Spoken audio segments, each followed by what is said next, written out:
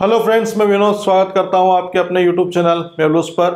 मध्य प्रदेश प्रारंभिक परीक्षा unit first की जो हम सीरीज पढ़ रहे हैं उसमें 5वें नंबर का टॉपिक हमारा चल रहा है। उसमें दिया हुआ है आपका मध्य प्रदेश के लोकनाट्य। तो मध्य प्रदेश के लोकनाट्य के बारे में आज पढ़ते हैं। अब लोकनाट्य जो है वो मालवा क्षेत्र, निमाड़ क्षेत्र, बुंदेलखंड और बघेलखंड तीनों क्षेत्र या चारों क्षेत्रों में क्या है अलग अलग प्रकार से किए जाते हैं। सभी की अपनी एक विरासत या संस्कृति है जिसका निर्माण अभी तक हो रहा है। तो सबसे पहले हम देख लेते हैं मालवा क्षेत्र के लोकनाट्य। मालवा के लोकनाट्य मुख्य रूप से जो आते हैं उसमें तीन का नाम आता है कि मालवा के लोकनाट्य हैं। तो उसमें जो पहला है वो है आपका माच, फिर है आपका भवाई और तीसरा है आपका कठपुतली। तो अगर क्वेश्चन आ जाता है कि मालवा के लोकनाट्य कौन कौन से हैं, या फिर डायरेक्ट क्वेश्चन आ जाते हैं कि इनमें से कौन सा मालवा का लोकनाट्य नहीं है, तो माच, भवाई और कठपुतली तीनों के तीनों जो लोकनाट्य है वो मध्य प्रदेश के मालवा प्रांत से संबंधित है। इसमें जो पहले नंबर का हमारा आता है वो कौन सा है? माच। तो इससे शुरू करते हैं। माच क्या है? तो माच जो है मध्य प्रदेश का राजकीय लोकनाट्य है। मध्य प्रदेश का राजकीय लोकनाट्य है, ये ध्यान रखना है। मध्य प्रदेश का राजकीय लोकनाट्य माच है। और जो माच है ये क्या है? इसकी जो उत्पत्ति है वो उत्पत्ति राजस्थान से बताई जाती है। बताया जाता है कि माच की जो उत्पत्ति हुई है वो आपका ख्याल, ये स्थान है ख्याल, राजस्थान से हुई है। लेकिन मध्य प्रदेश में माच का जो या मालवा क्षेत्र में जो माच का जो उत्पत्ति का केंद्र माना जाता है वो आपका उज्जैन है। ठीक है, तो मध्य प्रदेश में से अगर डायरेक्ट क्वेश्चन आ जाता है कि मध्य प्रदेश में किस क्षेत्र में, तो मध्य प्रदेश में ये उज्जैन से। ठीक है, उज्जैन से इससे उत्पत्ति का केंद्र माना जाता है। अब माच है तो ये माच कब किया जाता है? तो माच को रात्रि के प्रथम पहर में किया जाता है। किस में किया जाता है? रात्रि के प्रथम पहर।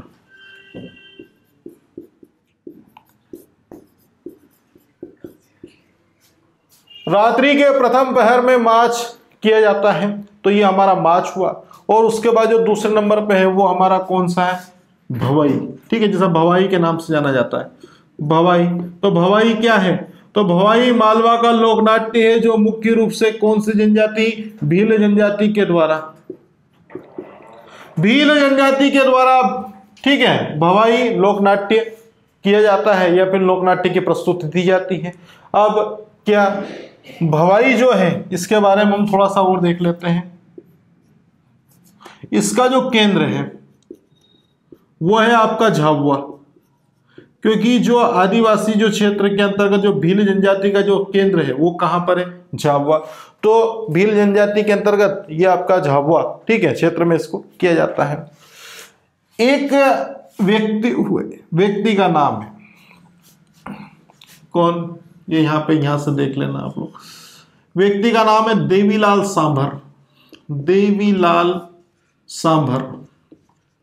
तो देवीलाल सांभर ने क्या किया? देवीलाल सांभर ने बताया कि जो आपका भवाई है, इस भवाई की उत्पत्ति कहां से हुई है।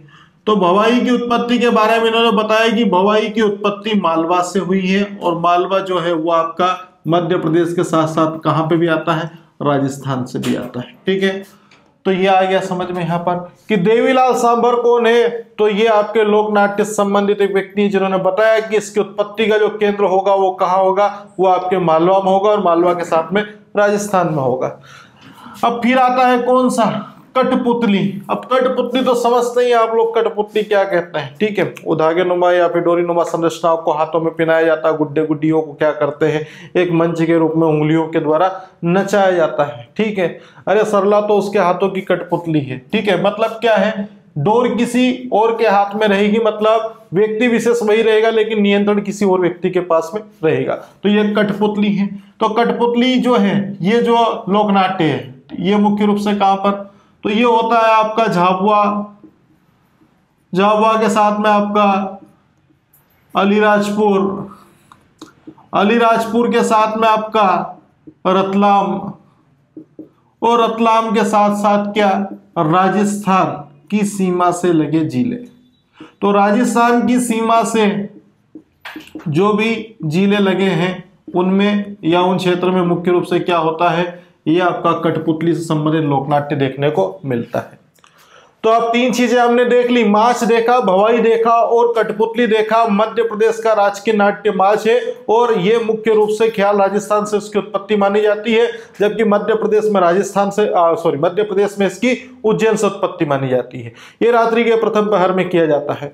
अब उसके बाद जो दूसरा वो भवाई है, भवाई भील जनजाति के द्वारा किया जाता है और ये मुख्य रूप से कहाँ पर, ये झाबुआ के केंद्र में होता है या केंद्र इसका झाबुआ है। और उसके साथ में देवीलाल सांभर जी जो हुए उन्होंने बताया कि इसकी उत्पत्ति है वो आपके वही क्षेत्र, ठीक है, मालवा और राजस्थान। तीसरा कठपुतली, तो राजस्थान सीमा से लगे हुए जिले हैं उनसे होता है। ये मालवा के हो गए। अब फिर हम आगे बढ़ते हैं और देखते हैं किसके बारे में, निमाड़। निमाड़ के लोकनाट्य, तो जो निमाड़ के जो लोकनाट्य हैं उसमें दो फेमस है। निमाड़ के लोकनाट्य में दो फेमस है। उन दो में से जो पहला है उसका नाम है ये गम्मत। गम्मत बोल दो या गम्मत बोल दो, जैसा भी ऑप्शन में आता है देखना। और उसके साथ में दूसरी है रासलीला। गम्मत और दूसरा क्या है, रासलीला। तो निमाड़ क्षेत्र के कितने लोकनाट्य हो गए, दो लोकनाट्य, गम्मत और रासलीला है। पहला आता है आपका गम्मत, ठीक है। तो गम्मत के बारे में बात करें तो गम्मत जो लोकनाट्य है इसका आयोजन मुख्य रूप से होली हो गई। होली के साथ में आपकी नवरात्रि और नवरात्रि के साथ में एक पर्व होता, उस पर्व का नाम है गणगौर।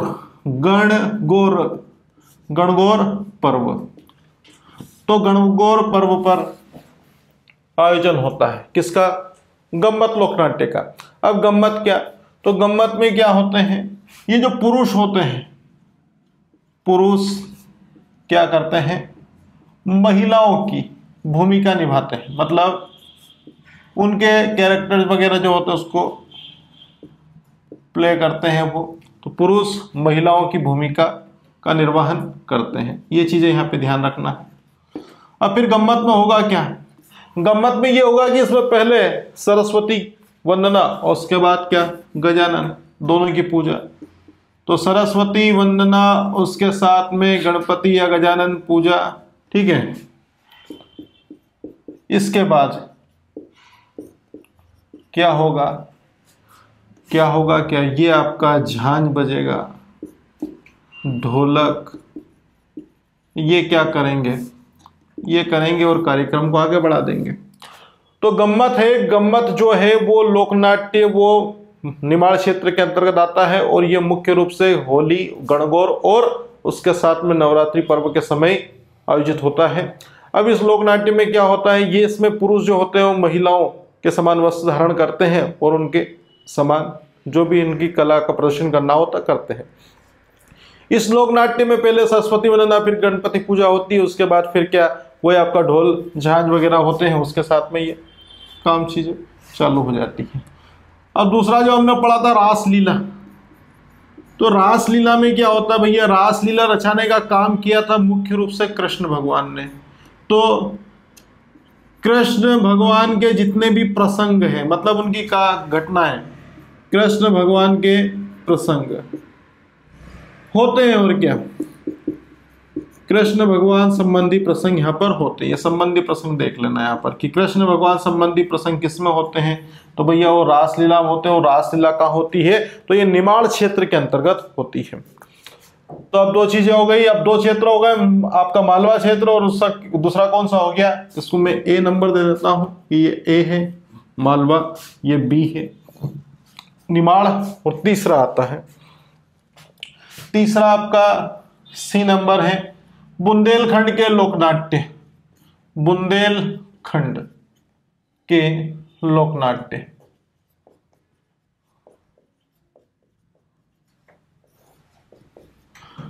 ये जो बुंदेलखंड क्षेत्र है ये चाहे आपके लोक नृत्य हो, लोक गायन हो या लोक नाट्य हो, सभी में क्या है, आगे रहा है। लोक नाट्य है उसमें भी बुंदेलखंड का एक विशेष स्थान। तो बुंदेलखंड क्षेत्र के अंतर्गत जो लोक नाट्य है उसमें आपका आता है स्वांग, एक आता है खंभ स्वांग, स्वांग, खंभ, स्वांग। और एक आता है भैया आपका कौन सा, अखाड़ा। अखाड़ा देखिए आपका बुंदेलखंड और बघेलखंड दोनों में फेमस है, ठीक है। तो स्वांग क्या है, स्वांग एक लोक नाट्य है जो किससे संबंधित है, तो बुंदेलखंड क्षेत्र से संबंधित है। अब ये स्वांग लोक नाट्य में क्या होता है भैया, तो इसमें क्या होता है, ये कब होता है, पहले तो ये देखो आप लोग, ठीक है। ये जब कौन सी फसल कटती है, राई फसल, ठीक है। राई फसल कटने के बाद शुरू होता है ये। तो राई फसल कटने के बाद कौन सा स्वांग शुरू हुआ, तो ये आपका स्वांग लोकनाट्य शुरू हुआ।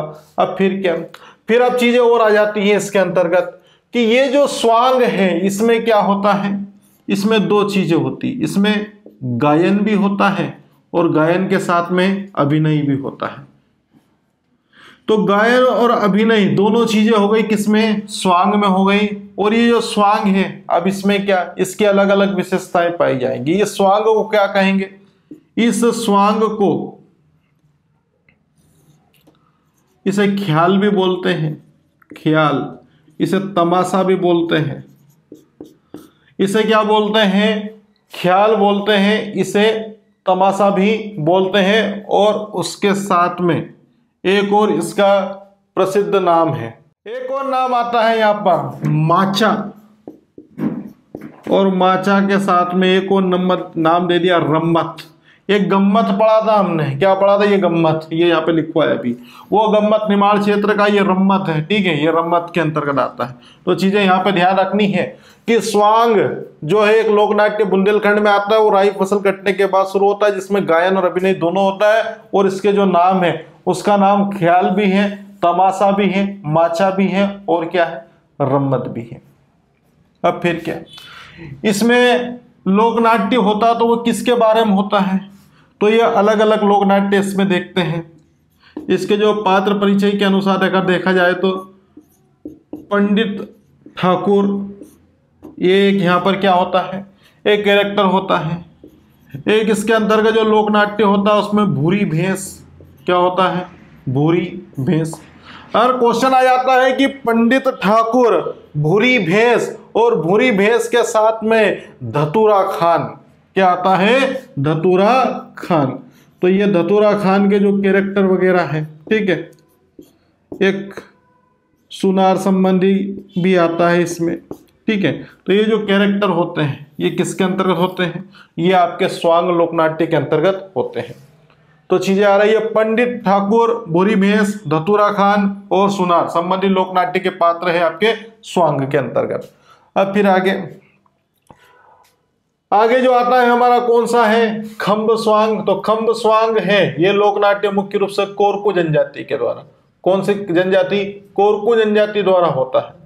तो कोरकू जनजाति के द्वारा क्या किया जाता है, खंभ स्वांग किया जाता है। और ये खंभ स्वांग को मेघनाथ, ठीक है, मेघनाथ खंभ के नाम से भी जाना जाता है। तो पॉइंट यहाँ पे ये भी ध्यान रखना है कि खंभ स्वांग को क्या कहता है, मेघनाथ खंभ भी कहा जाता है, मेघनाथ खंभ।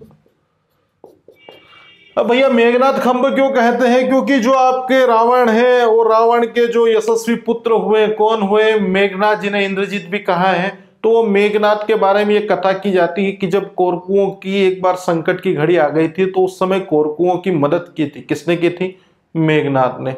मतलब पौराणिक कथाओं के अंतर्गत ऐसा बताया जाता है, जिसके कारण क्या इस खंभ स्वांग को मेघनाथ खंभ के नाम से भी जाना गया है, ठीक है। और ये आपका कुंवार माह में शुरू होता है, कुंवार माह में, मतलब कुंवार माह बोलते हैं, कुंवार माह नवरात्रि से शुरू होता है, ठीक है। कुंवार माह नवरात्रि से शुरू होता है और ये कहाँ तक चलता है, ये चलता है आपका देव, ठीक है, देव उठनी 11 जैसे हम बोलते हैं, या देव प्रसोदिनी 11 जैसे हम बोलते हैं, ठीक है। देव एकादशी तक चलता है। बस इतना ध्यान रखना है कि खंभ स्वांग है कोरकू जनजाति का, इसे मेघनाथ खंभ के नाम से भी जाना जाता है। और ये कुंवार माह में नवरात्रि में शुरू होता है और कहाँ तक चलता है, देव एकादशी तक चलता है। अखाड़ा में कुछ ज्यादा करना नहीं है, इसमें सिर्फ इतना है, ये बुंदेलखंड क्षेत्र में भी होता है और बुंदेलखंड के साथ साथ में कहाँ होता है? बघेलखंड, बुंदेलखंड और बघेलखंड दोनों स्थानों पर ये होता है। ये चीजें हो गई हमारी किसके बारे में? ये चीजें हो गई हमारी लोकनाट्य 3 क्षेत्र के अंतर्गत।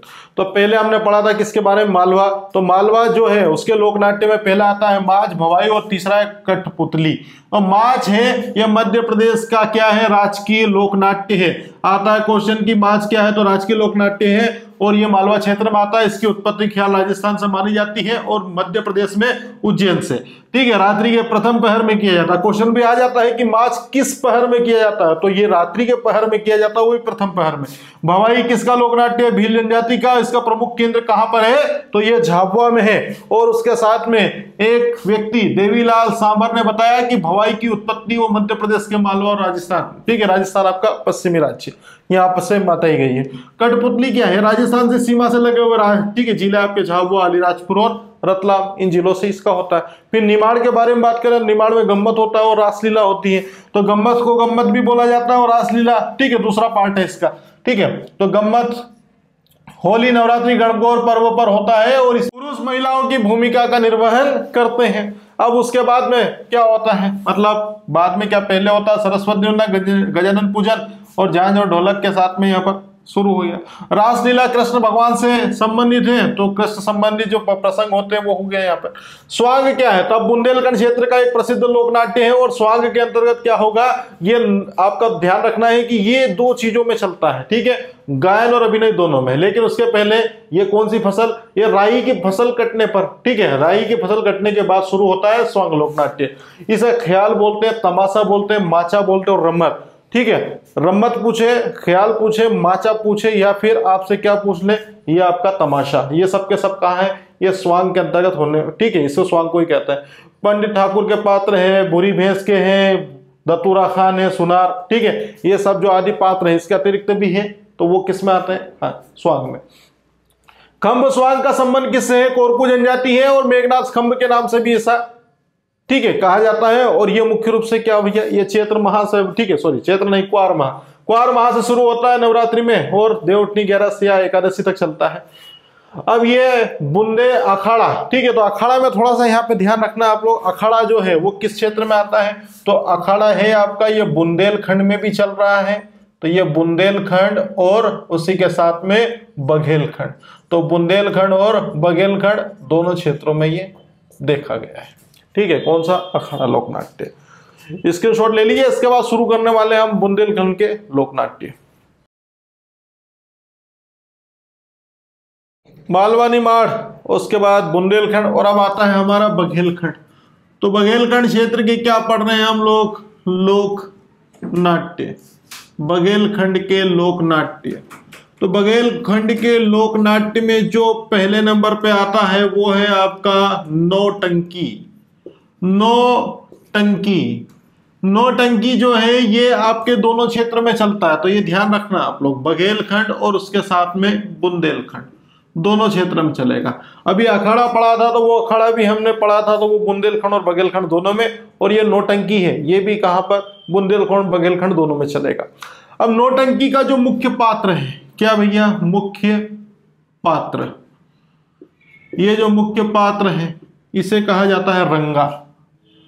क्या कहा जाता है इसे? रंगा। और रंगा को बोला जाता है सूत्रधार। ठीक है, इसे रंगा या सूत्रधार कहते हैं। नौटंकी का मुख्य पात्र रंगा या सूत्रधार कहलाता है। और इसमें नौटंकी में एक होता है व्यक्ति, कौन? पात्र, विदूषक। तो विदूषक का क्या काम है? तो विदूषक का काम हंसाने का है। विदूषक हंसाने का कार्य करता है। अब फिर नौटंकी किसके बारे में है? तो नौटंकी वर्तमान में तो नहीं, लेकिन पुराने समय से जो चल रही है वो उसमें मोरध्वज, उसके बाद में ध्रुव, उसके साथ में पूरण। ठीक है, 3 व्यक्ति हो गए। कौन? मोरध्वज, ध्रुव, पूरण। ठीक है, और उसके साथ एक और व्यक्ति जुड़ जाता है। कौन? गोपीचंद्र। ठीक है, गोपीचंद्र। तो इन लोगों से संबंधित क्या होती है भैया? नौटंकी यहां पर की जा रही है। लेकिन वर्तमान में, मतलब आधुनिक समय में, अभी जो आधुनिक समय जो चल रहा है, तो आधुनिक समय में जो नौटंकी शुरू हुई है वो है भारतेंदु हरिश्चंद्र से संबंधित। ठीक है, भारतेंदु हरिश्चंद्र। ठीक है, वर्तमान समय में जिन नौटंकियों का उद्भव हुआ है वो भारतेंदु हरिश्चंद्र से संबंधित है। ठीक है, तो नौटंकी बघेलखंड बुंदेलखंड दोनों क्षेत्र का एक लोक नाट्य होता है, जिसके अंतर्गत एक मुख्य पात्र होता है जिसे रंगा कहते हैं, और रंगा को सूत्रधार कहा जाता है। अब उसके साथ में विदूषक एक पात्र होता है नौटंकी के अंतर्गत जो हंसाने का कार्य करता है, और उसके साथ में ही जो आपके ध्रुव है, उसके बाद में मोरध्वज है, पूरणमल है, और उसके साथ में ही कौन, ये भाई बचे हैं गोपीचंद, ये पूरणमल। ठीक है, इनके पात्र यहाँ पर किए जाते हैं आधुनिक युग में भारतेंदु युग। ठीक है, भारतेंदु के संबंध में। नौटंकी के बाद दूसरा आता है आपका, ठीक है, डी नंबर का है ये, और ये आपका पहला मनसूखा। मनसूखा ये दूसरे नंबर का है हमारा लोकनाट्य, और इस मनसूखा लोकनाट्य के अंतर्गत क्या प्रधान है, तो श्रृंगार शैली प्रधान है, और श्रृंगार शैली प्रधान होने के साथ ही ये मनसूखा है। तो ये किस लिए इसका नाम मनसूखा पड़ा, तो ये आपने यहाँ पर देखा था, क्या देखा था, इसके अंतर्गत क्या होगा, एक मस्खरा आएगा। क्या आएगा, मस्खरा। मस्खरा मतलब हंसाने वाला। मस्खरा जिसे हमने बोला है विदूषक, और विदूषक का इसके पूर्व हमने पढ़ा है, क्या पढ़ा है कि विदूषक का काम हंसाने का होता है, तो मस्खरा या विदूषक होता है। ठीक है, इसे हम क्या बोलते हैं, इसे मनसुख बोलते हैं, मनसुख। ठीक है, मनसुख कहते हैं, और वो मनसुख ही क्या करता है, ये हंसाने का काम करता है। ठीक है, मनसुखा संबंधित। अब तीसरे नंबर का जो आता है हमारा वो है छाहुर। छाहुर पूछ ले कि छाहुर क्या है, तो छाहुर एक लोक नाट्य है, और कहाँ प्रसिद्ध है, बघेलखंड क्षेत्र में प्रसिद्ध है।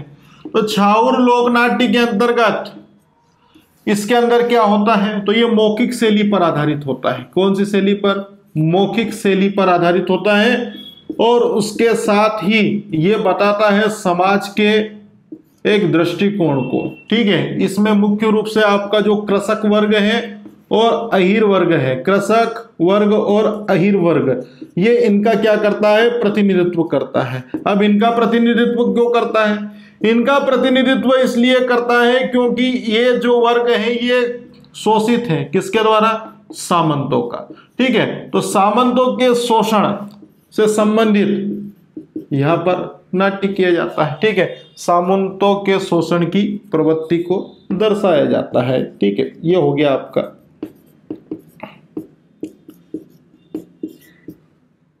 ये क्या हुआ, छाउर। तो छाउर लोकनाट्य बघेलखंड का प्रसिद्ध लोकनाट्य है, जिसके अंतर्गत क्या होता है, मौखिक शैली के आधार पर अहीर और किसान वर्ग का प्रतिनिधित्व होता है, और उसके साथ में ही क्या हुआ, जो सामंत व्यवस्था होती है, जो किसानों को ज्यादा ब्याज पर या फिर ज्यादा ऋण लेने के आधार पर, जो पुराने जमाने में चल रहा था, किस तरह से किसानों की कायाकल्प करती थी। ठीक है, जो किसान शीर्ष पर हुआ करता था उन्हें बिल्कुल नीचे दबा दिया था, किसने, सामंतों ने। ठीक है, तो सामंतों की प्रकृति के बारे में या प्रवृत्ति के बारे में यहाँ पर बताता है, यह दर्शाता है।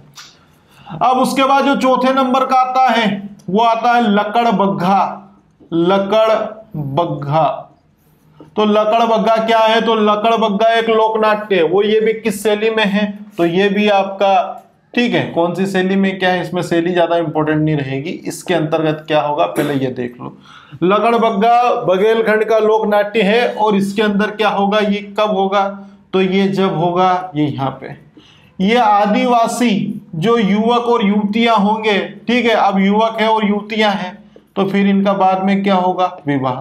तो आदिवासी युवक और युवतियों के विवाह के पश्चात, ठीक है, यानी कि उसके बाद क्या करते हैं, ये लकड़ बग्घा लोक नाट्य को शुरू किया जाता है। और इसमें लकड़ बग्घा समझ रहे ना, एक जानवर भी होता है। ठीक है, मतलब इसमें पशु होता है, तो इसमें क्या है, तो इसमें मानव और पशु प्रवृत्ति के बारे में, ठीक है, मानव और पशु के मध्य प्रवृत्ति मत देखना, यहाँ पर समन्वय की बात कर लेते हैं, समन्वय के बारे में बताया जाता है। ठीक है, तो लकड़ बग्घा क्या है, तो लकड़ बग्घा एक लोकनाट्य है जो बघेलखंड क्षेत्र के अंतर्गत आता है। आदिवासी युवक युवतियों के विवाह के बाद इसको शुरू किया जाता है, और इसके अंतर्गत क्या होता है, इसके अंतर्गत यही होता है कि इसमें मानव और पशु के मध्य संयोग को प्रस्तुत किया जाता है। उसके बाद आता है नेक्स्ट हमारा कौन सा?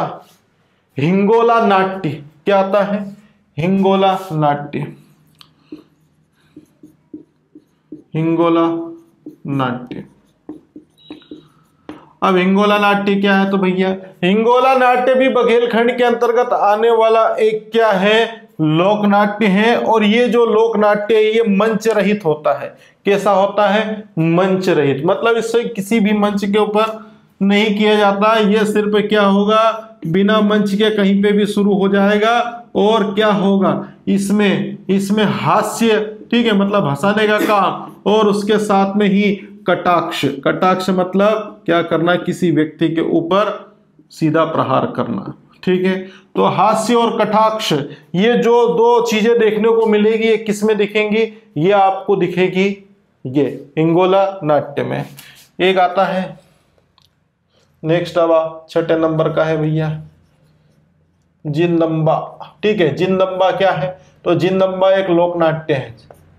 जिनदम्बा, या ठीक है, थोड़ा सा वहां पे बुक्स में आए तो उसके हिसाब से देखना आप लोग। जिनदम्बा लोक नाट्य क्या है? तो ये बघेलखंड का प्रसिद्ध लोक नाट्य है और ये स्त्री प्रधान है। ठीक है, स्त्री प्रधान लोक नाट्य होता है।